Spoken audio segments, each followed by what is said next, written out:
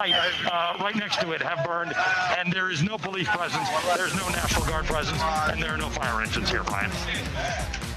And Ali, a reminder when the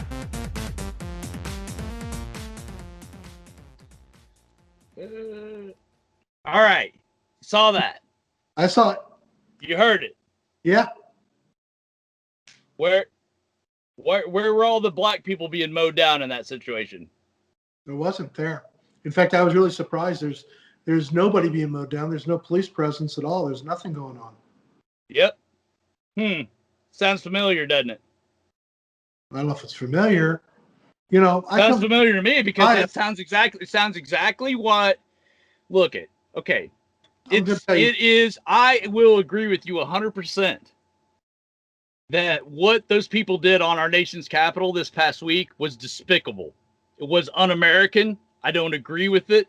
I will never agree with it. That is not what you do in this country. That is not what our country is built on.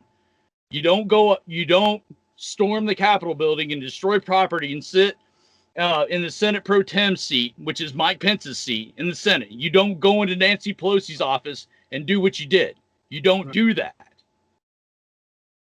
And what I think happened, and the reason why you didn't see the show of force that you see is because Trump rallies have never resulted in the kind of destruction you saw in Minneapolis, in Portland, in Chicago, right? Even in my own hometown. You don't see that kind of result from those kind of protesters.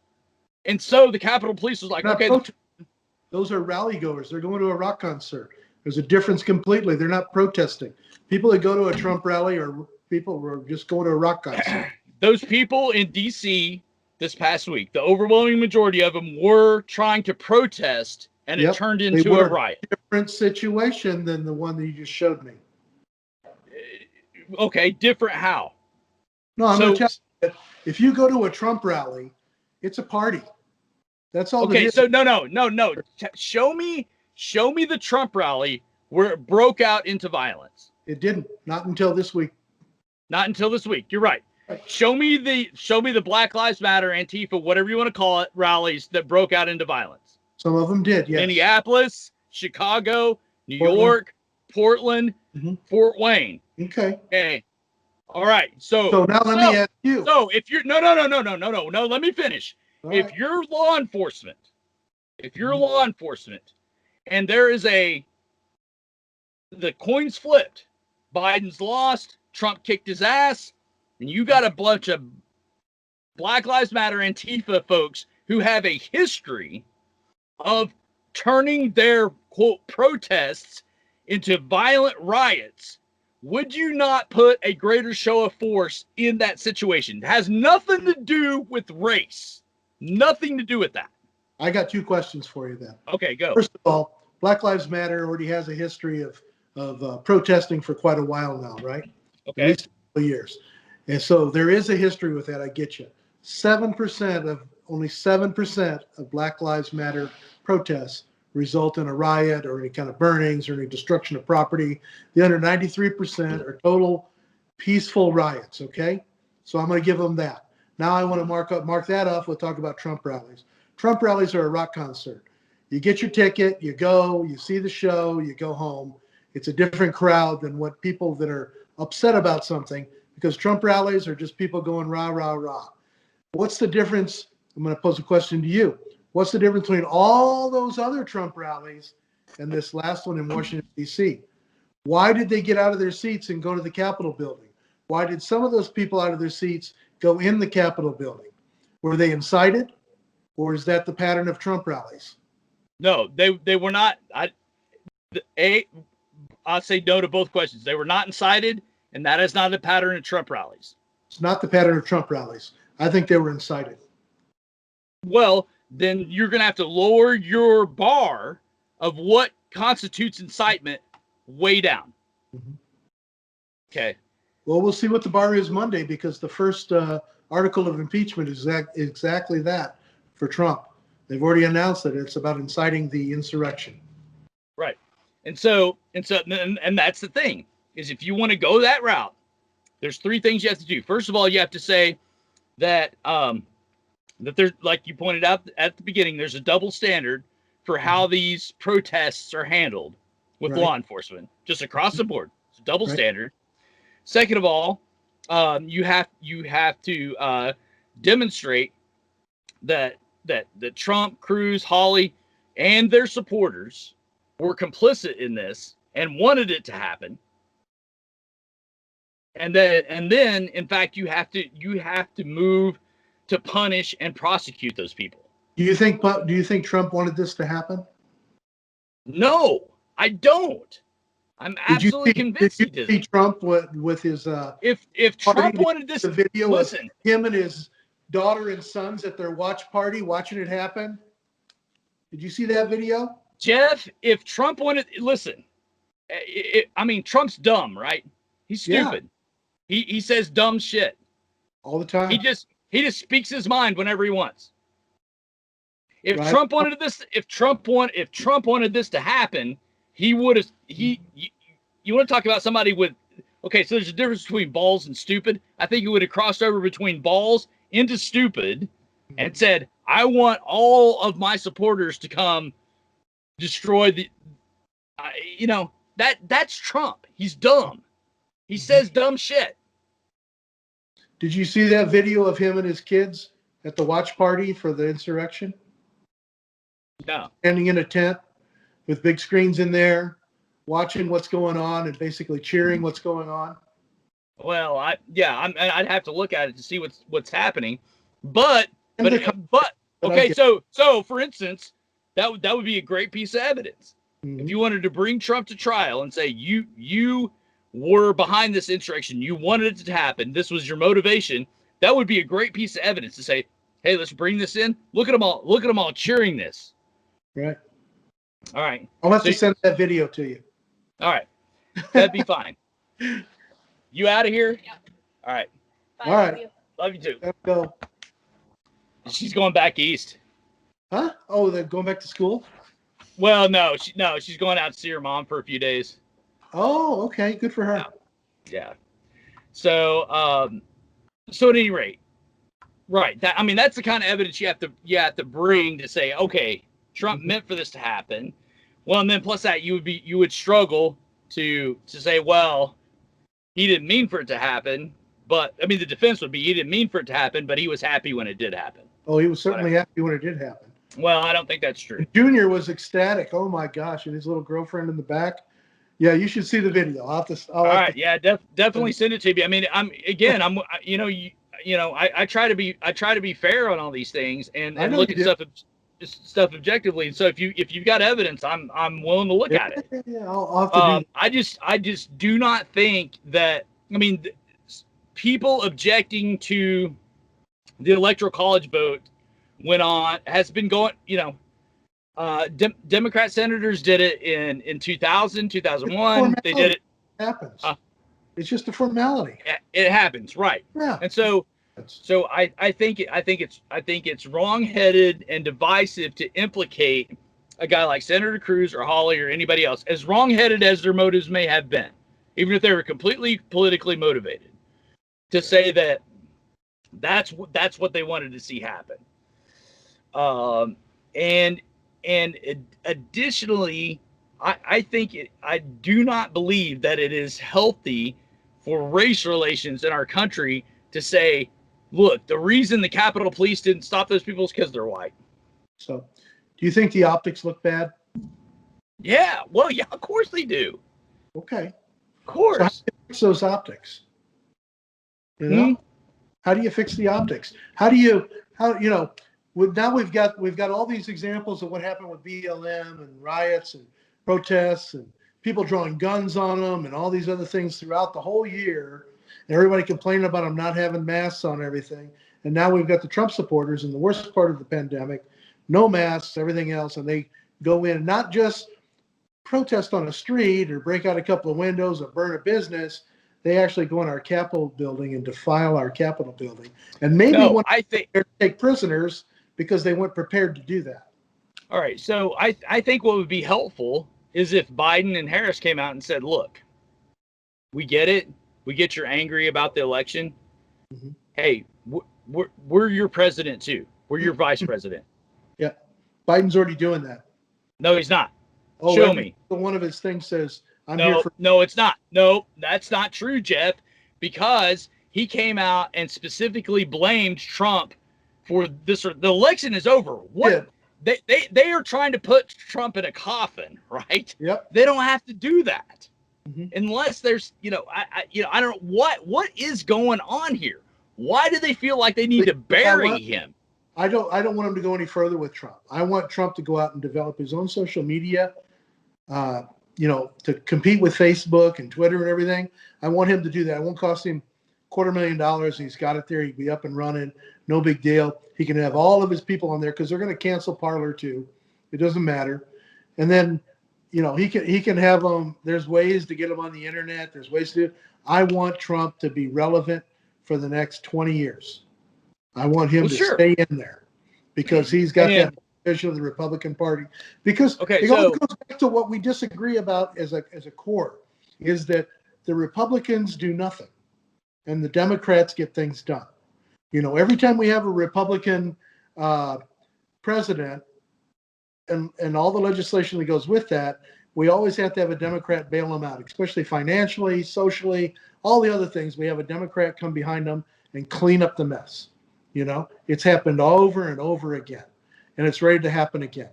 I'm really happy. Right. Well, okay. So no, I again, we can completely disagree. We can debate those issues, but again, I can put my finger. I can barely put my finger on anything the government has done for me. The government has not done a damn thing for me other than provide a military and maybe on the off occasion pave a road. That's the government has never done anything for me other than price me out of the damn health insurance market. Wow. That's all they've ever done for me in my lifetime. I looked into it. I bought in. You need to look into it. No, I'm not going to look into it because I'm not going to buy into it.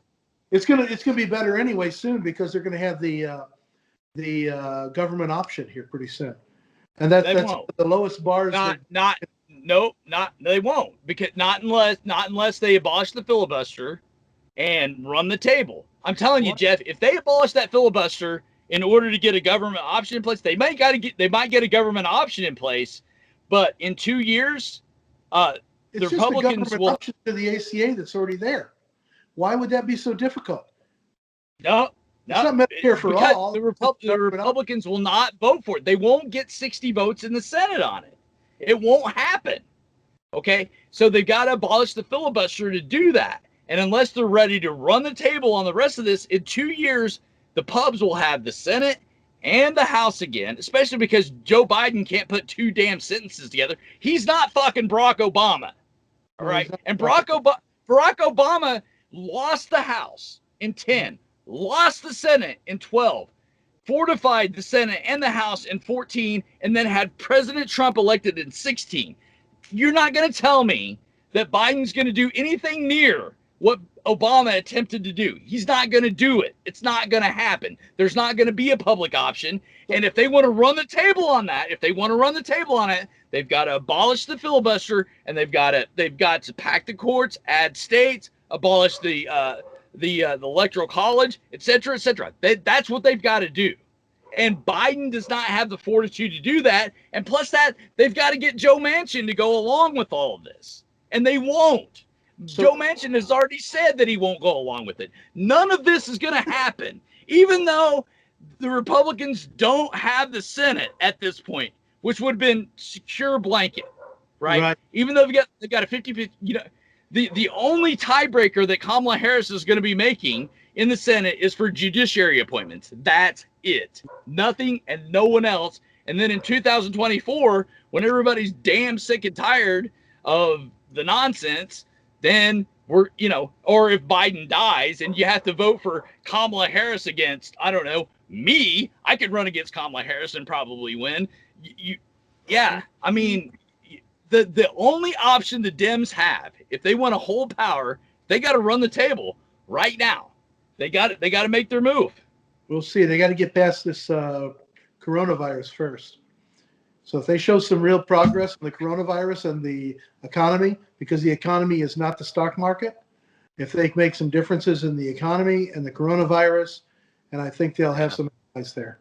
And they're going to have, and that's, I agree, they have to have Republicans help them out. And I think Biden is the right guy to do it. He's worked with Republicans all his life. He's got 6 years in the Senate or something like that. They always say, oh, what did he do for 36 years? Well, he was there. Somebody liked him there, and they worked things. And that's what I would say. If the Dems don't want to just end this thing in the next 2 years, and they want to do something like what you're talking about, then I would be all for that.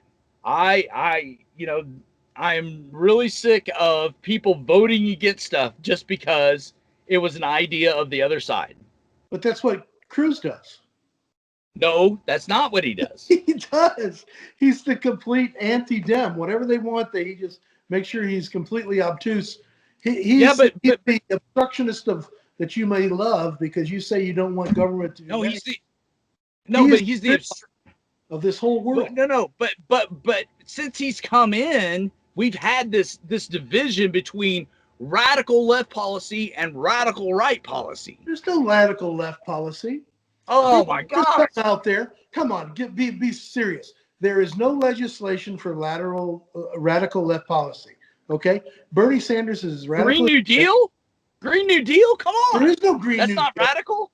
There has never been a Green New Deal. There has never been a Green New Deal. Biden says he wants to go further than that.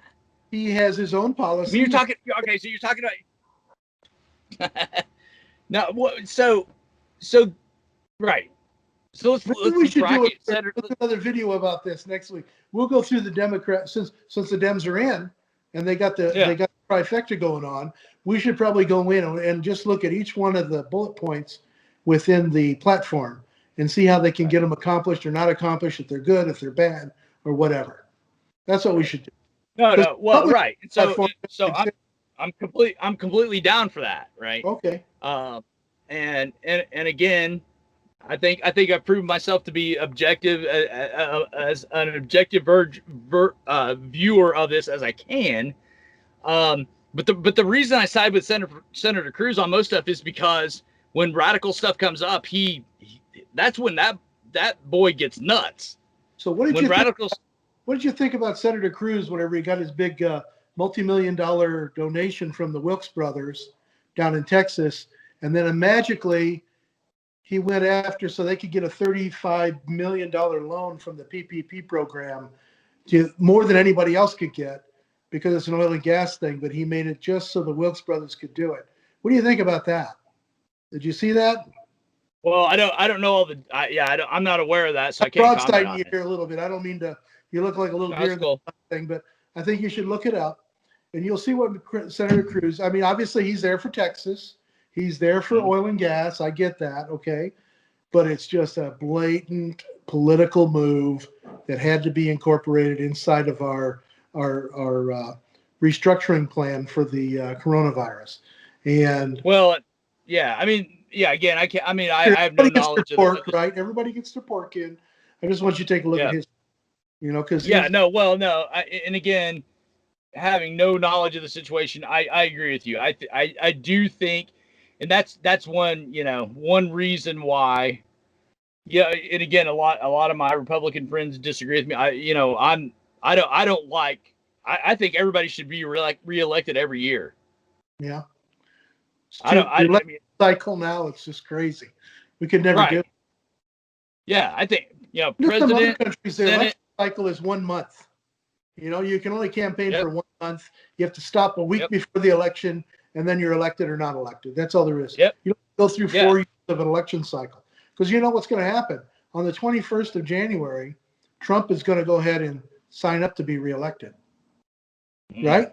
That's what he did last time. I bet against you on that, but on January I don't think. Well, let me just tell you. Let me just give you a little ray of sunlight on my opinion on Trump. I think he destroyed himself in the past 2 weeks. He did. I mean, completely. Yep. Um, And that's why I wanted because, to run, because there's a whole bunch of people out there that still worship him. And I use that word, well, worship. there. Okay? Well, I would again, and that's the people I would be like, hey, you're cult of personality people. You guys can go be your little cult of personality or whatever. And if Trump tries to make a run in 24, given all these circumstances, then you guys can do what you're going to do. But we're not on board with you. So see Trump and Cruz on the stage for the debates for the Republican nomination for 2024. I can already see it. Well, it might be. Along with Kasich, my man Kasich. Kasich. Anyway, I don't know. It's hard to say because again, I mean, Trump is old. I mean, he's an old dude, right? He's almost as old as Biden. No, he's getting there. He's up there. He won't give up till he dies, man. Yeah. But and that's to his credit. But at the same time, there's got to be enough people around him to say, "Hey, Dad. Hey, husband. Hey, you were president of the United States. Let's call it a day. You're one of the richest. The person that's going to be able to tell him. But Jeff, he's still a human. He's still a human being. He's still a human being. Yeah. And and how much more of this does he want to put himself through, his family, everything else? You know what? So I don't think you have a choice. I think by the time it's all done, the warden up in New York State is going to tell him you're not going to be able to do that. Yeah. Well, no, and again, on top of that, unless there is an obvious and blatant crime that a predecessor or a competitor in the United States politics has committed, I think we're venturing into dangerous. See, that's the thing is I mean those Trump rallies where Trump was leading those lock her up cheers, I abhorred those. Because you don't lock up your political opponents unless there's an obvious. Anyway, he won't be locked up for political stuff. He's being locked up for what he did before. Well, maybe, but why wasn't he locked up for that before? Because if Trump had never been president, we wouldn't even be talking about this, right? He would just keep doing whatever he's doing. Maybe. Yeah, I doubt it. He wouldn't be going to jail. None of this stuff. It's only when you enter political office that all this stuff gets drummed up, and then somebody's vindictive enough to continue pursuing it after you're out of office, right. Which should be interesting. I mean, they're looking at impeaching him. How many days? 10 days before he's going to be out of office. I mean, 11, come on, counting, yeah, right. So that I just that's the part that concerns me is. When we talk about the peaceful transfer of power, we talk about, okay, this guy was president and now this guy's president. Yeah. We're not going to take this guy and put him in front of a firing squad. Yeah. We're not going to take this guy and continue to pursue criminal investigation against him, et cetera, et cetera. That's not what we do here. Even though video today with Obama, where the day after the election, whenever Trump won, of course, right? And Hillary had already said, okay, he wins. Right. Anyway. And he said, yep, we're going to make a peaceful transfer of power. I'll do everything in my power to make sure, because that's what happened for me from George Bush. And I'm going to continue that same, and I'll give him the same respect. And that's what he did. But that's not what Trump has done. Like you said, I agree. And I agree. Right. I agree that Trump has mishandled this. And the thing of it is, what's sad is that things like, things he did that I felt like benefited me as a working class guy.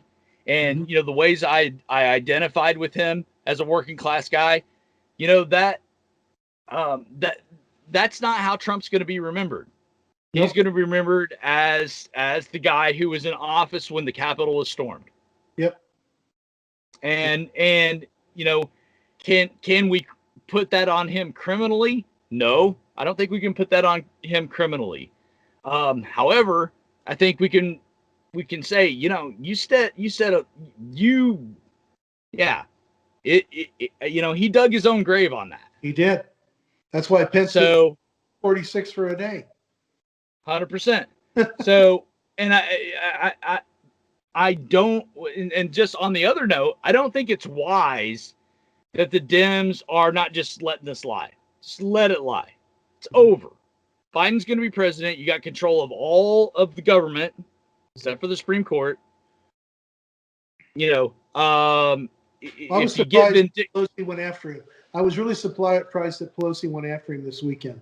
Yeah, I just don't see what their end game is in that. She wanted Pence to do it. She wanted Pence to do it with the 25. Yeah, and Pence is, and there's no reason for Pence to do that. No. The same way he said, he wrote that, 3-4 page letter saying, I am not going to overrule the will of the voters, no matter what my boss says. He was principled in that, and he's principled in this, and there's no way. Maybe that's no way he was. The debate stage going to look like in 2024. Yeah, Pence, Trump, Cruz. Who else are we going to have? It's hard to say. As many people as we've had up there in these days. Get the whole it's hard to say. Yeah. Well, and I think, again, I am an, I told you before, I'm an ardent student of the 60s. And what happened at the Capitol this last week was about 5% close to something of probably anything that went on this. The Weather Underground. There was just insane stuff going on in the 60s. At the pinnacle, all the assassinations and everything, right? 100%, right. You had a presidential assassination. You had the assassination of MLK. You had the assassination of RFK. If you thought at any point in time our country was falling apart, it would have been, the late 60s, early 70s. We had a whole bunch of those kind of assassinations. Yeah. You named the political ones, but there was a lot of other ones that were semi-political too, right? Yeah. Right. Well, right. Oh, yeah. There was, that's right. In the 60s, around the world, there was insane stuff going on, And so, for couple thousand nuts to decide they're going to storm the Capitol building and then get beat down, escorted out, prosecuted, everything. And then for the business of our government to go on that night. Yeah. No problem. That was the best thing they could have done, though. They had 100%. It did not affect them. Okay. Nope. They shuddered and then they came back out. They did the job. So good for them. Pelosi was still at almost 4:00 in the morning. I was up at almost 4:00 in the morning waiting for her to get, Obviously, right. Obviously, I have no life. Okay. Yeah. I was there too. I was watching 100% of that. I couldn't take my eyes off of it. But our, that sort of, I believe, despite our deep divisions, that our republic is strong, and that nobody has to make extremist moves. We don't. We this rioting in our cities, storming this stuff. This stuff needs to stop. Stuff needs to stop. And what I would like to see from Biden is some capitulation to me. Hey, I'm your president too. I get you're frustrated with this last election. It was close. It was a contested election. Not the election. The other stuff in the cities is not about the election. Well, but right, I get that. But somebody has got to blink. Somebody's got to blink and say, okay. I'm trying to understand you. That's the thing I don't think we've seen since Reagan, honestly, and Clinton, to be honest. I thought Reagan and Clinton both did a great job of saying, okay, hey, you don't agree with me. I'm a Democrat, you're a Republican, you don't agree with all. That's okay. I'm still going to work to be your president. And I'm going to speak like that. I'm going to use language like that. And the thing of it is that in the past, decade, really, especially since Bush entered us into the wars in the Middle East, it's been this situation where, no, you're you got a D by your name. You're the enemy. Right. You got an R by your name. You're the enemy. And I hope Biden does that, and he's working on it. I think from I hope so. The feeling I'm getting, I think he's working on it. Well, yeah, and again, I hope so. And but Jeff, honestly, the few speeches I've seen him make, it's still. I mean, it's almost like he's really anti-Trump. I get that. He's been beating him up. No, I get that, and maybe once Trump is gone, then we'll see a little bit more of that conciliatory tone with Biden. And on top of that, you know, the Dems have to be willing to say we want to unify. If you want to compromise, let's compromise. But compromise does not mean that, hey, we're going to give universal health care. And if you don't agree with us, oh, you're divisive. That's not compromise. No, I get that. It's not compromise. Okay. But we need universal health care, just so you know. Okay. All right. But that's maybe okay. But the thing of it is that's, you know, like we talked about with entitlement benefits, welfare, Social Security, universal basic income. Like I said, you know, you back up, buddy. Okay, right. But the point being is that, you know, somebody's got to be willing to come along and say, okay, you guys are nervous about this single payer healthcare thing. We think it's a good thing for our country. How can we compromise? How can we meet in the middle on this, right? Yeah. And compromise. That's why we have the ACA. Well, but and it's kind of ugly. Well, no, the ACA was not a compromise. Not one Republican voted for it. No, it wasn't. Votes and whether Republicans had it or not. But in the structure and the framework of it, it was a compromise between what we had before. It was a compromise in the sense of, okay, we got to make this step so we can get to our universal, so we can get to our single. Yeah. And now but it was not a bipartisan compromise. No, it was not. Because and so that's, you know, I mean, look at Reagan had a Democrat Senate, Democrat House throughout his entire term. What the hell went on there? They went down and talked to him, and he didn't have, you know, look at how Trump's talked about the Democrats the whole time. When he refers to them, he basically refers to them as the enemy. He doesn't call them the enemy, but he always has little jabs at everything.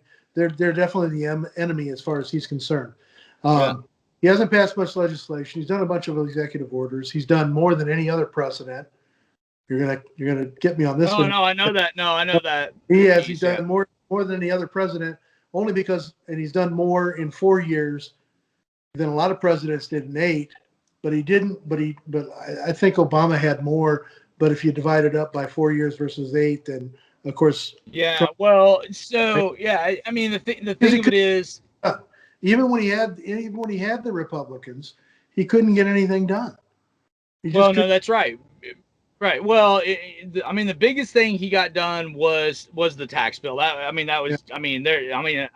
analyzed that from soup to nuts. So your tax bill is going up this year, right?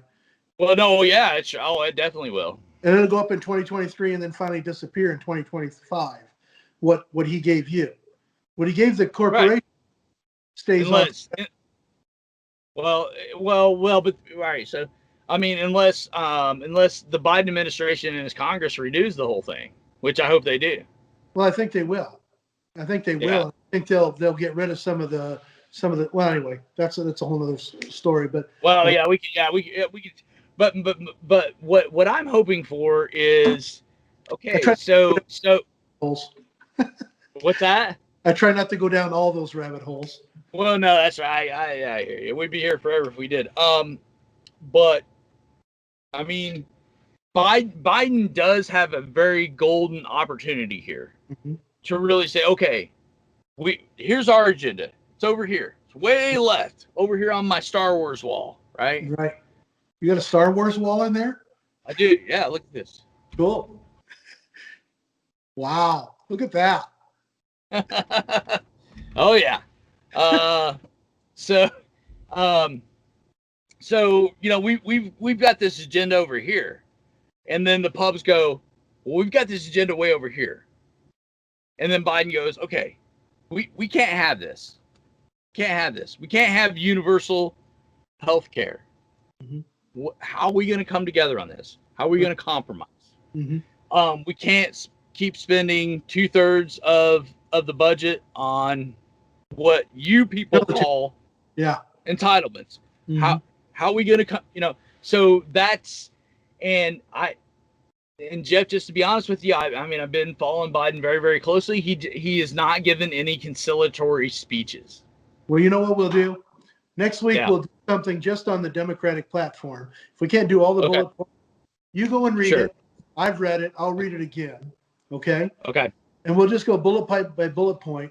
Why? And I'd like you to give me some references about on the Republican side about their platform and why they don't want or why they do want or, how they can be, work together. Let's give Biden some help. You know what I'm saying? Hey, no. Yeah, no, and I'm down with that. And that's the thing is what's funny about you and I sometimes is we talk about the one party thing. We talk about, okay, well, this would be the best way to move our country forward. But at the end of the day, it's funny because a lot of these podcasts end up with us on the same. Hey, you guys are shooting for this. We're resistant to it. Whatever. And let's talk about it. And that's how American politics has always worked, and that's why I think America has survived so long. Mm-hmm. Well, you remember at the beginning of our talks here, way back when we started talking about the one-party system, I didn't really care whether it was a one-party Democratic or a Republican system, as long as it was a one-party system, because I wanted to see progress. I didn't want to see the gridlock that we have now, because I think it's complete. I look at the rest of the world because I've lived around the world. And I'm just like, these people are just leaving us behind. Oh my gosh, on everything. Well, okay, so definitely send me a PDF or whatever with the platform, because I think that would be a great topic for us to tackle next week.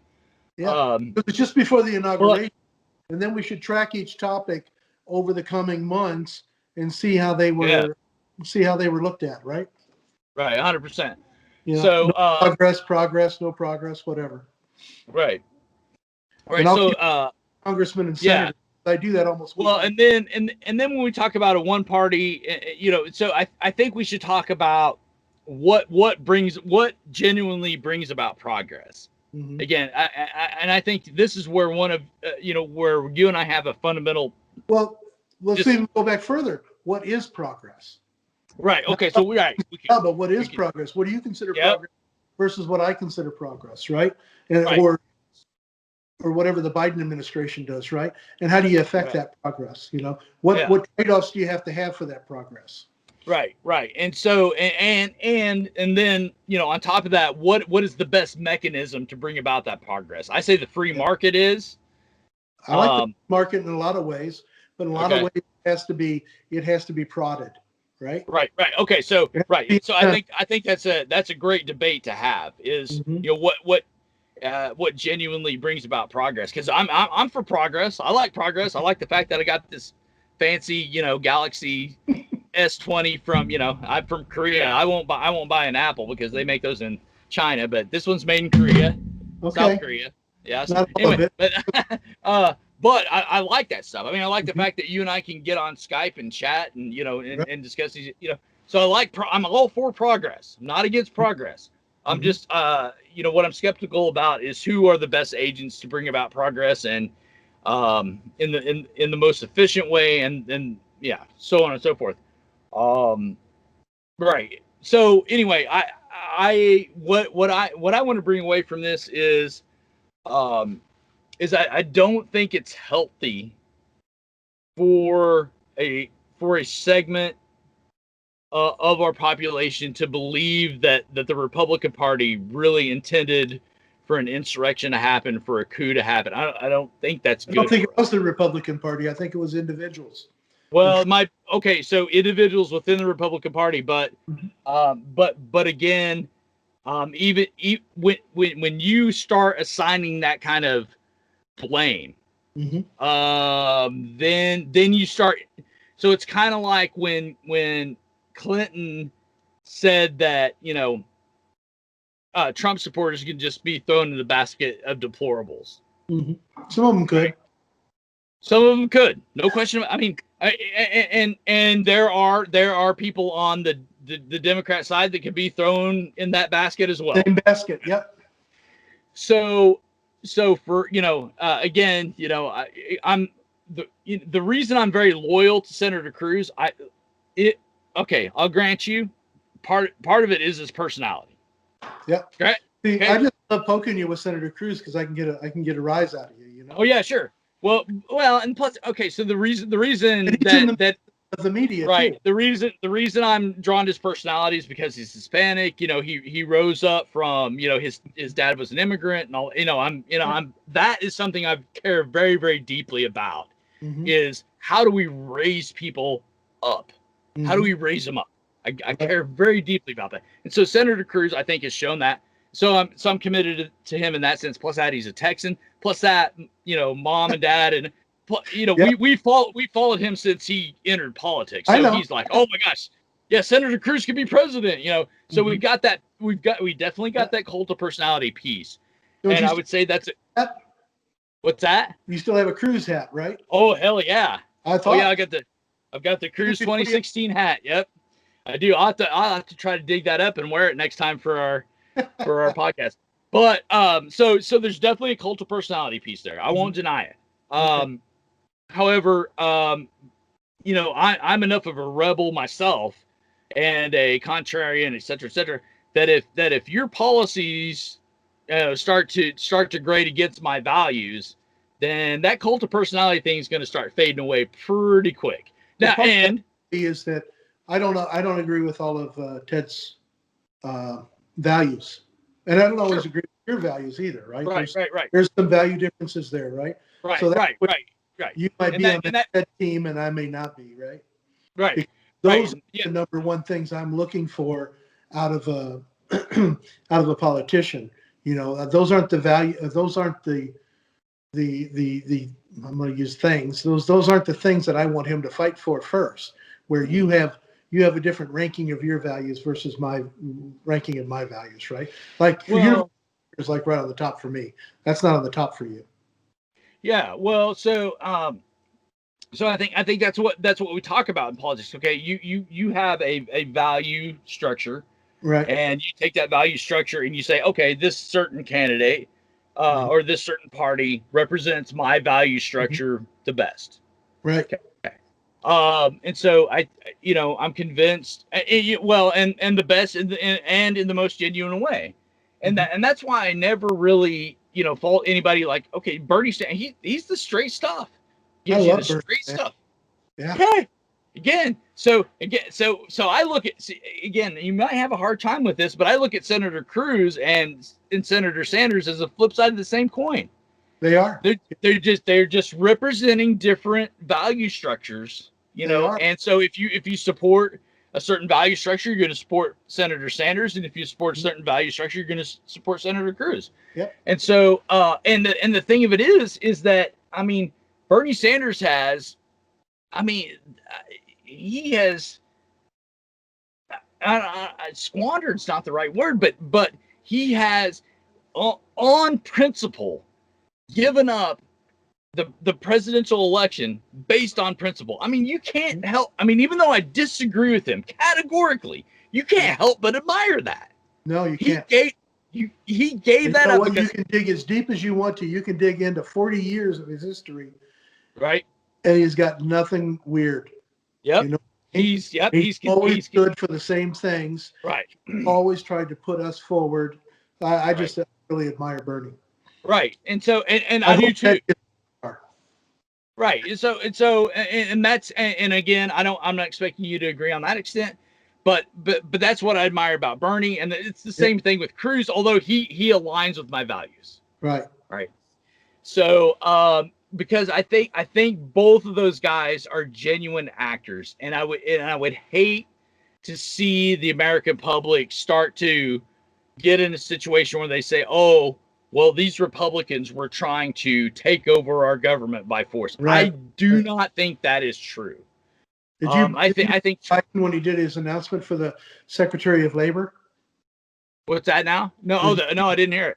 Yeah, when he did the announcement, he announced who he had for Secretary of Labor. He's mayor from I can't remember where, but anyway, he went right back into it and said, I sat down with my friend Bernie Sanders, and I really wanted him in this post, but because I need him as a senator, we decided he didn't say I decided, he said it would be he would be able to best serve the United States as a senator versus the secretary.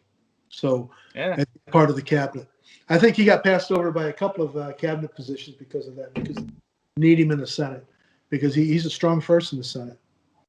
Yeah. So I think, I mean, that's the thing is that I think, I mean, you and I have very similar bedrock principles. We come from the same genes, man. We do, right? Yeah, which is to say we're looking. I mean, I'm voting for the person I vote for, no matter what's next to their name, R or D. Mm-hmm. I'm looking for the person that's going to represent me. That's what I'm voting for. Mm-hmm. I think I look a little further than that. I don't just look at I know you look at you and your family, but we had this discussion before about, me versus we mentality. Yeah. And I think living overseas for so many years, I have more of a we mentality than you do, where I look at the constituents within an area or the other people I'm involved with, and I don't, and I'll take the L for me sometimes because I know that they get the W, right? So one of the really important things is 20 years ago or 25 years ago when I bought my property, my property taxes were quite high. They always have been because it's a large property, and acreage wise, whatever, but I always voted against the school district getting extra money because I'm just like, you know what? I already pay enough, right? I was like, what am I getting out of it? Even though I had kids in school at that time. But even this last election that we had in 2020, I voted for the school district. I voted to raise my taxes to the school district because I know that those kids need the money, that our society is better because of that. So my thinking over these last 20, 25 years has changed. And my kids were really surprised when I call them kids. You know my kids, they're your age. Right? A little younger than you, but anyway. Kids were really surprised when I explained that to them. And they're just like, well, but Dad, it's going to cost you more money. And I'm just like, yeah, but that's money well spent. The difference. So I have more of a we mentality than some of the. I'm not calling you out or anything. No, you look at other folks too, and you think about other people.